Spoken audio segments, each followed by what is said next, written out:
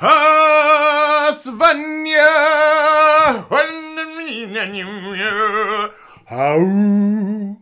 All right. All the people out there going, it's PlayStation 4. It's PlayStation 4. Well, I also bought it for the PC too, and that's what I'm going to stream later today from, while using a pad. Your move, internet. Oh, by the way, it's my birthday. Hey everybody, Birthday Boy Az here from HeelvsBabyface. How are you doing? I'm old. Very, very old. But thank you ever so much for stopping by. Now, today's video is going to focus on Metroid Prime 4 and the news that we've just heard from Nintendo. But it's also going to deal with the topic of communication in the gaming industry. And we're going to go on to something else towards the end of the video. And we're going to see two very different forms of communication here. So, first things first, I'm going to be streaming Resident Evil 2 Remake on Twitch at, I'm going to say 5 o'clock UK time.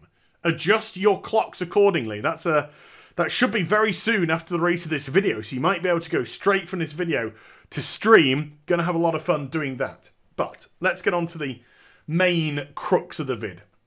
So, Metroid Prime 4. This was announced at E3 2017. We just got a small snippet saying Metroid Prime 4 now in development. Ever since then, not a lot of information has come out at all, if any. Things have gone very, very quiet indeed in terms of development. And so, earlier today, just a couple of hours ago, Shinya Takahashi from Nintendo came out with this 3-minute video. Now, just look at the way that this video is created. This is very purposeful, and I think this is excellent. Why? There is no distraction on this video at all. There is just Takahashi and a white background. There is no man toys for distraction. There are no balloons and vibrant colours going on to try and go, hey, get me your attention over here. No, this is a chap who is wanting to directly speak to you, the audience. They want to communicate with you and not have your attention swayed by anything. They want you to pay attention to what they're saying, and I think that is a very good and clever way of communication. So, Shinya Takahashi says that, Metroid Prime was announced in E3 2017, but since then, it's had a rocky development. They haven't got the game to a standard that they believe is of the quality that you, the gamer, deserve. They've tried, and it's not turned out the way that they want it. So, starting from right now, they're literally scrapping the last 18 months of development. And they're actually going to be working with an American company called Retro Studios, who are going to be taking on the reins with them for Metroid Prime 4. Now, obviously, this is disappointing news to fans of the franchise who are probably kind of hoping for something at E3 this year, having been announced a couple of years back. They were looking for, a demo or a part of the game at least, maybe even a hint at potential release 2020, 2021, whatever. But we now know that that's not going to happen. And Takahashi communicates very honest and openly. There is no spin here. He's not mincing his words. He's not giving you any false sense of hope. He's just being very matter of fact and telling you exactly how it is. Essentially, being as transparent as they possibly can be. And even though you may be a fan of the franchise, and even though it might be disappointing to hear this news, at the same time, I think you will certainly appreciate the honesty which is being shown here.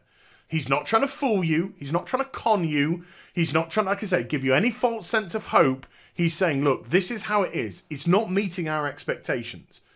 And we don't think that it's good enough to go out to you as an audience. And therefore, we are getting another company on board to help out. And we're, believing that this relationship is going to produce a product which is suitable for you and is of a quality that we deem the Metroid Prime franchise deserves. So disappointing in one sense, but in another sense, I think this is great, honest and open communication. And from what we've seen, obviously, in recent times with Bethesda and Activision and Blizzard, BlizzCon especially, these are companies who have been snide. These are companies who have literally disrespected their audience. These are companies, particularly with Bethesda, who have shut up shop in terms of communication after the debacle of Fallout 76. So I commend Nintendo for their communication here. And I just want to juxtapose it with some communication that I personally had last night with a CM of Cyberpunk 2077. Now, before I go into it, I want to stress vehemently, I don't want anybody approaching this person on Twitter. I don't want them speaking on my behalf. I will disavow anyone that does. I am old enough, ugly enough, and have a big enough mouth to talk and defend myself.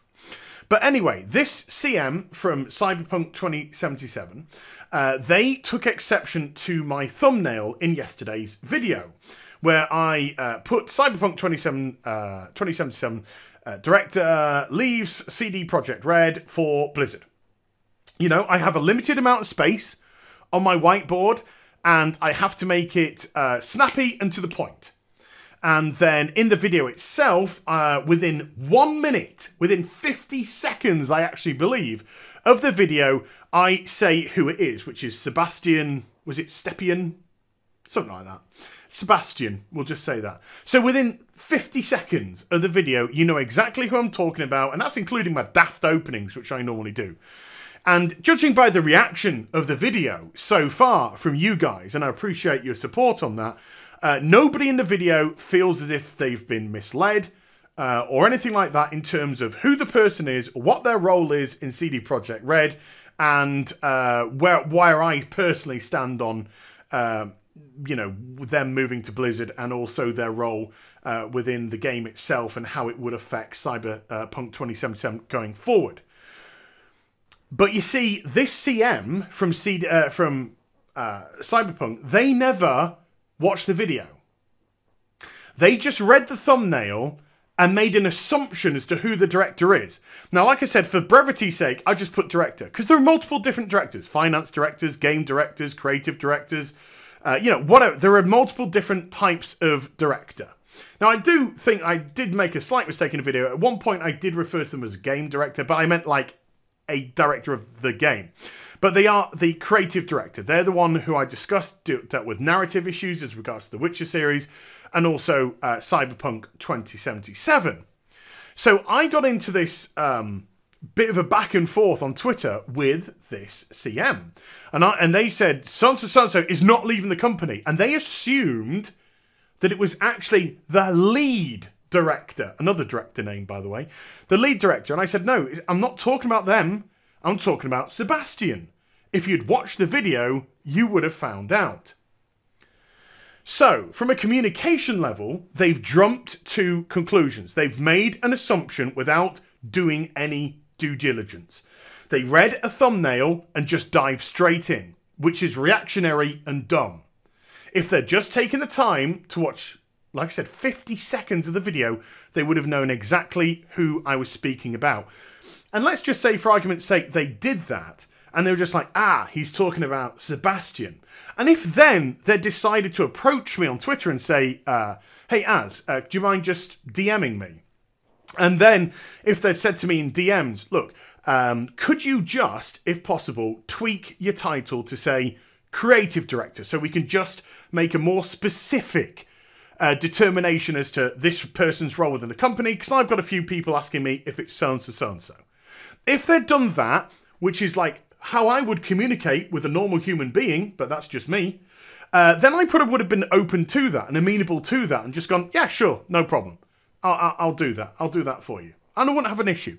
But they just went straight at me on Twitter with their obnoxious mouth and they just made assumptions about me, patronized me. And the communication between them was just terrible.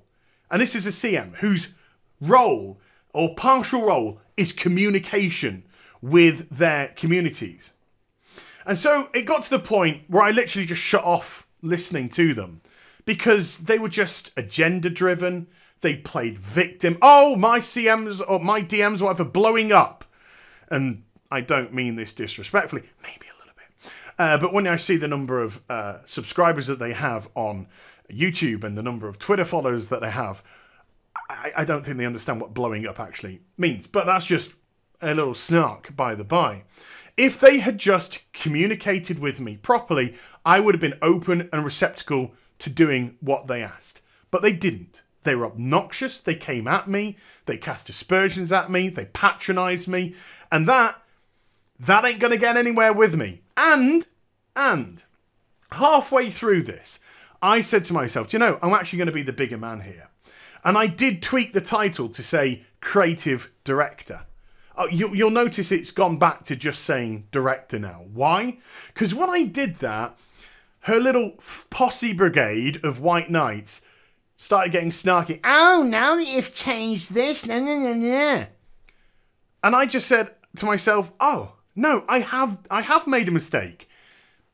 I bent the knee. Never bend the knee to these people because they'll never be satisfied. They'll just be even more obnoxious.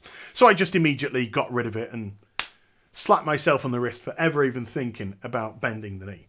Communication is so important, is what I'm trying to get at. And if they communicated with me in a reasonable way, I would have been more than happy to have helped them. But they didn't even do their work. They just jumped to an assumption and then were obnoxious in their communication. This right here is a person high up in a company who is wanting to speak to you personally by the way that this whole image is framed.